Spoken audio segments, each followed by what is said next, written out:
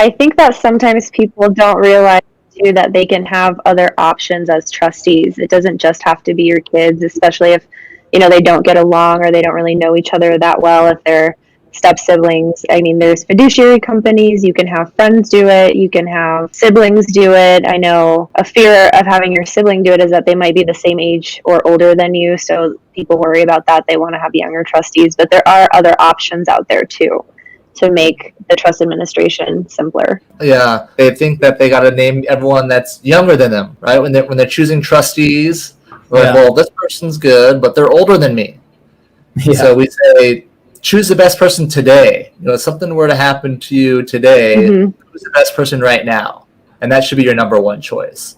Now, if they are old and you're worried that they're not going to be the best choice in the future, that's why you name a backup. At least one other option. I recommend at least two, and I tell people if they want to give us three, I'm cool with that, but we don't necessarily have to do three, because I want you to come in about every 5 years to look at everything to keep it current.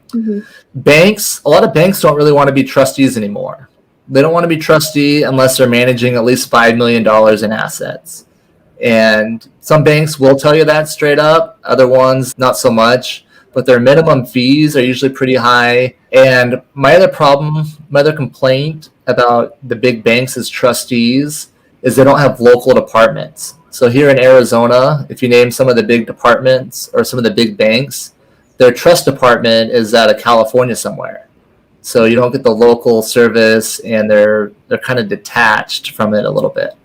Again, unless there's more than $5 million in assets, and then you get some more attention. How do these fees work with these big companies? That's the question I get asked a lot is, if I name a fiduciary company, even if it's a bank in California, how do they charge my estate when I'm gone? Good question. Another reason why I took on the fiduciary, serving as a fiduciary, is so I could show people what our fees are. Because it can be very tough just to figure that out. So if you're interested in having a bank or someone serve as a trustee, what are the fees? And if you call them, a lot of times they're not very open about it. They say, just come in and talk to us. Or they may quote you, they may say, it's only 1% to serve as a trustee, but there's another fee called estate settlement, which is the fee to settle the estate after someone passes away.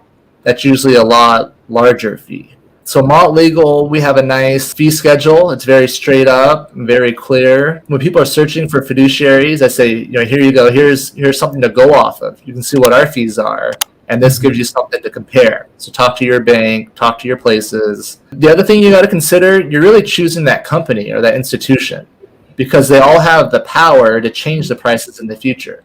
Be prepared to pay more bank fees. These banks are going to be looking for ways to make money. There's a lot of people that aren't paying their mortgages because they're allowed to forbear for about a year or so, it looks like. So I said, be prepared to have, look for all these different fees. I've seen big banks or these big companies that waive really low trustee fees as a way for people to move their money over there. They say, come to blank, come let us manage your money. And as part of the benefit, we'll serve as your trustee for basically nothing. That's the plan today.